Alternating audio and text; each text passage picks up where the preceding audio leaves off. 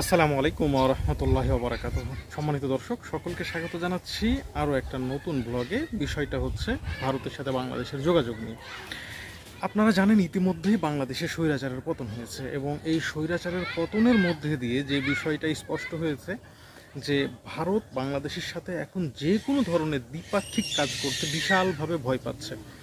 আর যার ফলশ্রুতিতে ভারত এবং বাংলাদেশের মধ্যে চলমান 3টি ট্রেন, মৈত্রী এক্সপ্রেস, মিতালি এক্সপ্রেস এবং বন্ধন এক্সপ্রেস, 3টি ট্রেনই আপাতত তারা বন্ধ ঘোষণা করেছে। আর যার কারণে যে সমস্ত যাত্রীরা বাংলাদেশ থেকে ভারতে অর্থাৎ কলকাতায় বা জলপাইগুড়িতে বা খুলনা থেকে কলকাতা যেতে চাচ্ছিলেন, তাদের জন্য এই মুহূর্তে মানে সবচাইতে বড় এবং লেটেস্ট নিউজ হচ্ছে যে আপনারা চাইলেও এখন আর ট্রেনে যেতে পারবেন না। সুতরাং আপনাদেরকে ঠিক আগের যে সনাতন পদ্ধতি, সেই সনাতন পদ্ধতিতেই যেতে হবে, বা নর্মালি বর্ডার ক্রস বা বিমানে আপনারা যেভাবে যেতেন সেভাবে যেতে পারতেন।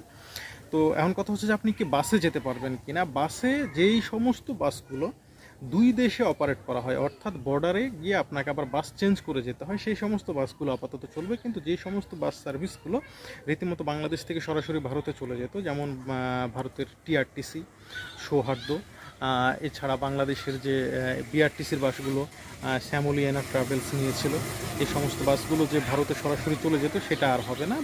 বাংলাদেশ থেকে সরাসরি আর ভারতে যেতে পারবে না, বা ভারতেরও কোনো বাস সরাসরি বাংলাদেশে আসবে না।